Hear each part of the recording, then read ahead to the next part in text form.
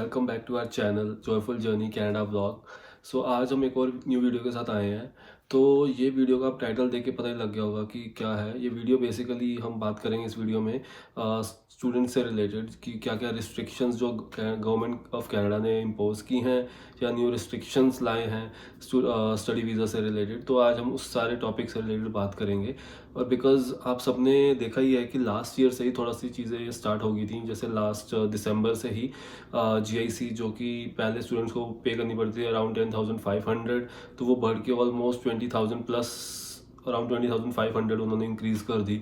तो ये भी एक बहुत बड़ा स्टेप है। बिकॉज अगर कोई स्टूडेंट आता है किसी और कंट्री से कनाडा में स्टडी पे, तो ऑब्वियसली हर कोई इतना फाइनेंशियली स्टेबल नहीं होता कि अब अगर गवर्नमेंट जो है पूरे ही डबल कर दे जीआईसी तो उसको पे करे। तो ये भी एक बहुत बड़ा मूव है गवर्नमेंट की तरफ से। और उसके बाद फिर जब हम जनवरी में हमने देखा कि बड़े और सारे रिस्ट्रिक्शंस जो गवर्नमेंट ने इम्पोज किए हैं या फिर पॉलिसीज़ लाए हैं, आई वुड से कोई कई न्यू पॉलिसीज़ आई हैं गवर्नमेंट की तरफ से। तो ये सारी हम इस वीडियो में बात करेंगे। So let's continue our video. जैसे कि हमने बात की कि जीआईसी जो कि 10,500 होती थी, जब भी कोई स्टूडेंट आता था किसी और कंट्री से, तो उनको जीआईसी अपने अकाउंट में, बैंक अकाउंट में, कनेडियन बैंक अकाउंट में शो करनी होती थी 10,500, सो दैट कि वो अपना लिविंग एक्सपेंसेस जो है वो बियर कर सकें। तो ये एक पॉलिसी थी। तो अभी लास्ट दिसंबर से गवर्नमेंट ऑफ कनाडा ने वो इंक्रीज़ करके 20,500 कर दी है, जो कि एक बहुत बड़ा मूव है। बिकॉज जैसे मैं हमने बात की कि हर कोई फाइनेंशियल इतना स्टेबल नहीं होता, तो वो भी इम्पैक्ट करेगी, इतने बच्चे आ रहे हैं उस पर भी इम्पैक्ट करेगी। और अभी जो लेटेस्ट जो आई है न्यूज़ की, और भी बड़ी सारी रिस्ट्रिक्शंस जो हैं और पॉलिसीज या मेजर्स जो हैं गवर्नमेंट ऑफ कनाडा इम्पोज करने जा रही है, ठीक है, और जो कि स्टूडेंट्स वीज़ा से रिलेटेड है और उनके फैमिलीज से भी रिलेटेड बड़ी सारी चीज़ें होने जा रही हैं। अभी जो लेटेस्ट जो गवर्नमेंट की तरफ से न्यूज़ आई है और जो उन्होंने मेजर्स इम्प्लीमेंट करने की जो बताया, हिंट दिया है, ठीक है, उसमें सबसे बड़ा ये भी है कि जो इंटरनेशनल स्टूडेंट्स पे जो है वो कैप लगा दी गई है।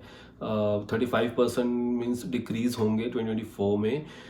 बिकॉज गवर्नमेंट के अपने रीजंस हैं कि उन्होंने कहा कि इन्फ्लेशन काफ़ी हो गई है, ठीक है, और एम्प्लॉयमेंट के भी कईयों को दिक्कत आ रही थी, स्टूडेंट्स को, बहुत लोगों को दिक्कत आ रही है, अभी भी आ रही है स्टूडेंट्स को, इंटरनेशनल स्टूडेंट्स को एम्प्लॉयमेंट की दिक्कत आ रही है, इन्फ्लेशन है, हाउसिंग जो कि सबसे बड़ा एक पॉइंट है, हाउसिंग के घर, लोगों को घर नहीं मिल रहे थे।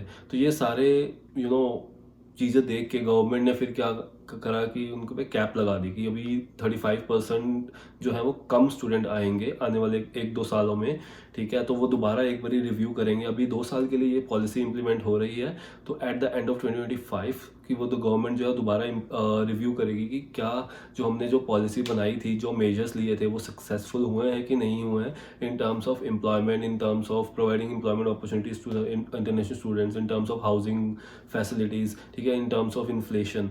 तो यही है कि अभी गवर्नमेंट ने टेम्प्रेरी जो है कैप लगा दी कि 35% जो है कम स्टूडेंट आएंगे, स्टडी परमिट कम इशू होंगे, ठीक है, आने वाले 2 सालों में, एक लाइक 2024 में और 2025 में। And then government will review कि क्या वो प्रोग्रेस कैसी है, जो उन्होंने मेजर्स लिए उसकी क्या प्रोग्रेस है।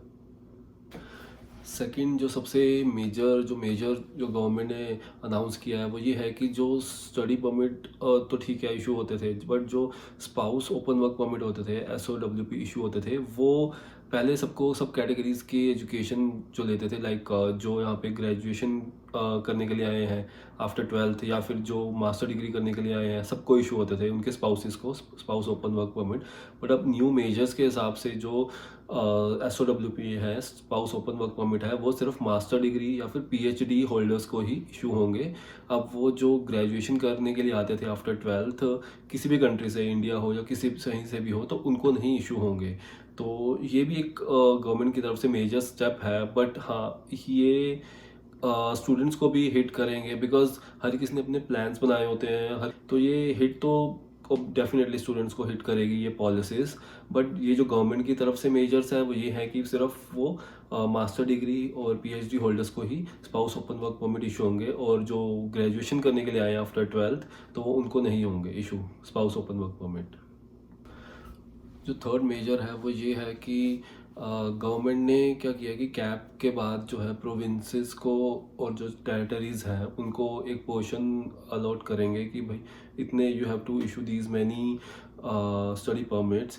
एंड वो जो प्रोविंस है वो आगे अपने DLI डेजिग्नेटेड लर्निंग इंस्टीट्यूशंस को डायरेक्शंस देंगे कि इतने स्टडी परमिट ही इशू करने हैं। तो अब क्या होगा कि हर प्रोविंस के पास अपना कोटा होगा, ठीक है, तो उस कोटे के अकॉर्डिंग ही वो अपने DLIs को डेजिग्नेटेड लर्निंग इंस्टीट्यूशंस को अपने अलॉट करेंगे कि इतने स्टडी परमिट इशू करने हैं इस पर्टिकुलर इंस्टीट्यूशन ने, ठीक है।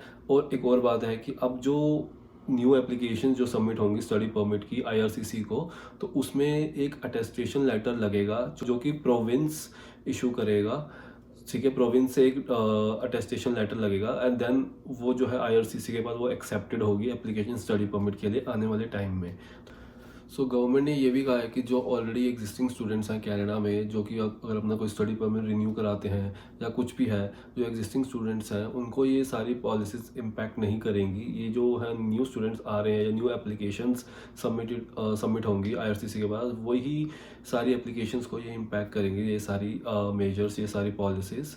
सो बेसिकली क्या है कि अगर हम ओवरऑल ब्रॉड सेंस में देखें तो पहले कनाडा ने बहुत स्टूडेंट्स बुला लिए हैं, ठीक है। इनके पास एक्चुअल इतना इंफ्रास्ट्रक्चर कह लो, इतनी एम्प्लॉयमेंट अपॉर्चुनिटीज़ कह लो, इतनी मेडिकल फैसिलिटीज़ कह लो, ठीक है। इन्फ्लेशन इतनी ज़्यादा बढ़ गई है, हाउसिंग के प्राइसेस इतनी ज़्यादा बढ़ गए हैं, लोगों को घर नहीं मिल रहे थे, स्टूडेंट्स को बेसिकली घर नहीं मिल रहे, ठीक है। उसके बाद अगर मिल रहे हैं तो बहुत ही ज़्यादा प्राइस हाई है। तो ये सारी चीज़ें इम्पैक्ट करती हैं, ठीक है। कुछ सालों तक नहीं करी इम्पैक्ट, बट अब क्या है कि अब वो बहुत पीक पे चली गई हैं सारी चीज़ें। इन्फ्लेशन ले लो, कुछ भी ले लो, employment opportunities for the international students, because हम रोज़ देखते हैं कि स्टूडेंट कहते हैं कि हमें 3 महीने हो गए, 4 महीने हो गए, हमें तो अभी तक जॉब नहीं मिल रही कनाडा में।